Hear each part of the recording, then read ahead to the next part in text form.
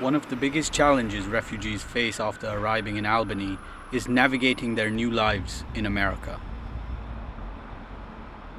And for many, that begins with English classes, like this one sponsored by the city's YMCA. You go to church. Share with others. Santa. Santa. Christmas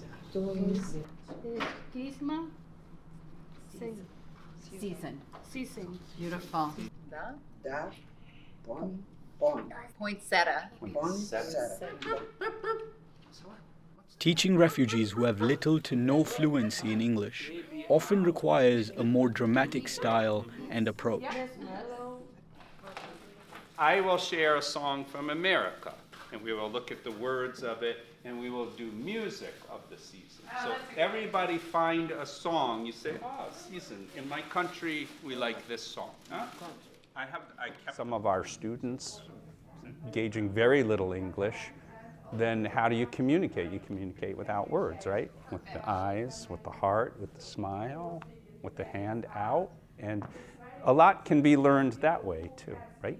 Maybe that's the most important way first, so that they can hear when you start to share the words, right? Truck. Very big truck. Very big truck.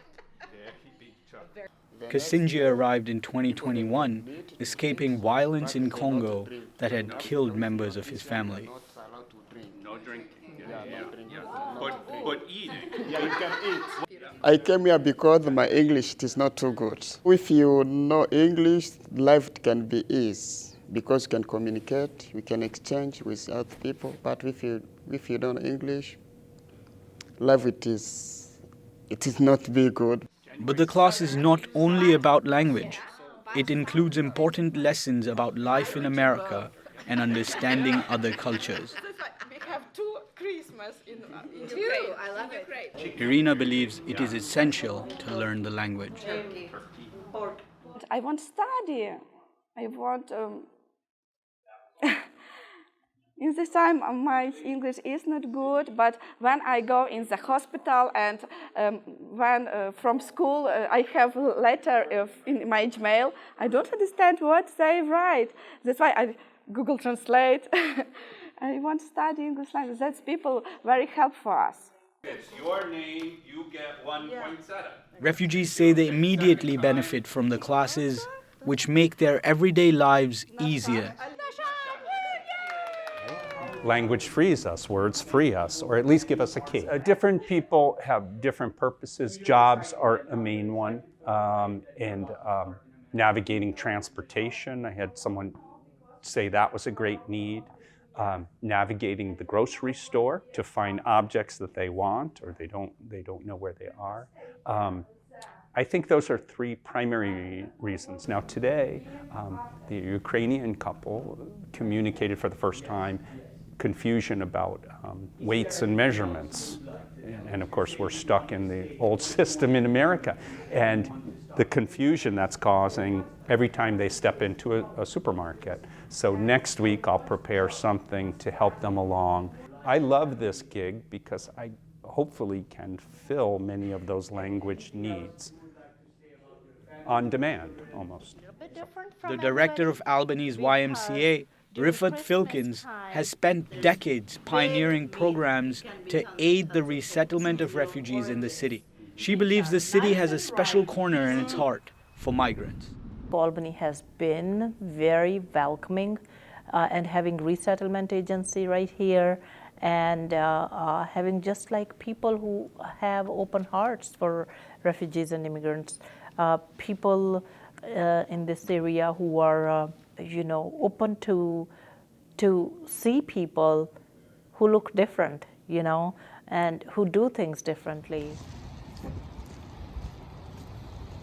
A migrant from Pakistan herself, Filkins moved to US in 2009 to work as the education director at the Refugee and Immigrant Support Services of Emmaus, or RICE, a local organization that supports refugees in Albany.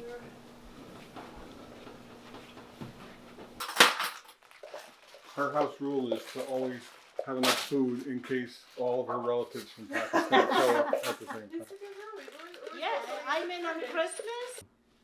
I believe they're gonna make a bigger tunnel.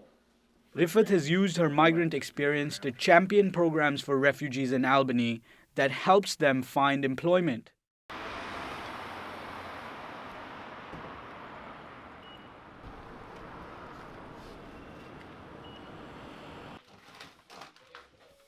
Refugees, because of the limited education and everything, many of them are doing those jobs which are important jobs. You know, somebody has to do that, you know, working in restaurants, working in hotels, working in different factories, working in stores, you know, and those are important jobs.